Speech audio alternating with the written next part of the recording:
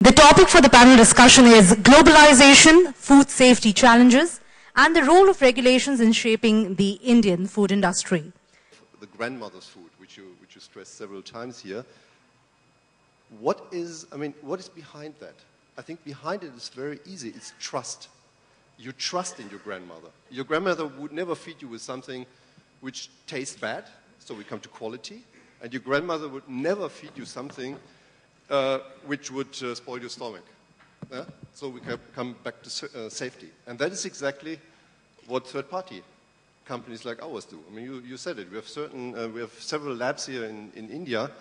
And what do we do here? We check the quality of the products, and we take care that the products, in this case, the food products, are safe. We're not only doing this for food, we do that for many, many other products here in India and all over the world. But now, as we are here in a food conference, we talk about food. So it's quality and safety, and it is trust between the manufacturer or the retailer or the grocery store and the consumer. And we've heard lots this morning about regulation and standards, and I think also here in India there are enough standards. And all of these standards, yesterday I had an interview with a newspaper and they asked me, are these standards in line with global standards? Yes, of course they are, because they are the same standards. But I think when I may say that as somebody coming from outside, it is a matter of enforcement of these standards. Yeah? A service provider like TÜV Süd can certainly contribute with the knowledge which we have gained also in other markets, how to enforce standards. As I said before, the written standards are the same, but I think there are, when I look at our different markets, there are very, very different ways to enforce standards. In some countries, there are very, very strict procedures, like I gave the example of Australia.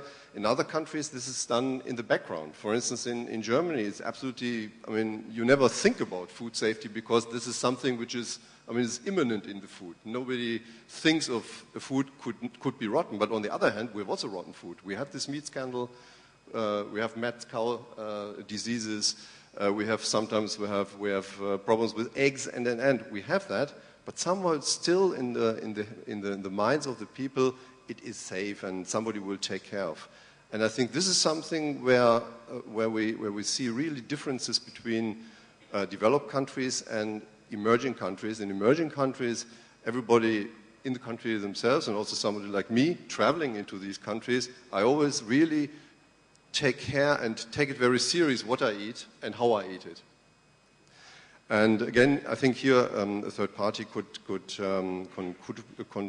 contribute. And a good example is, for instance, also the chocolate which we distribute outside, maybe also here on the tables, with this octagon on top of this small piece of chocolate.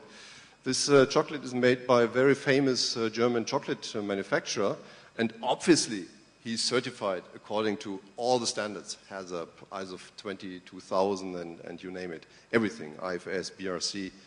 But in addition to that, despite all these existing international standards, he relies in addition to that on our services as TÜV Süd, because he knows that we have, let's say, the expert who have a specific view on what might be especially wrong with a piece of chocolate during the production process. Yeah? I think somebody of you also mentioned, one thing are the generic standards and regulations, and the other thing is to know product and food specifically, what exactly can be wrong with an egg, with a chocolate, with a meat, with a drink, and all these other things. And I think also here, the specific advantages of third-party service providers, as we are one, can bring a big benefit to the picture.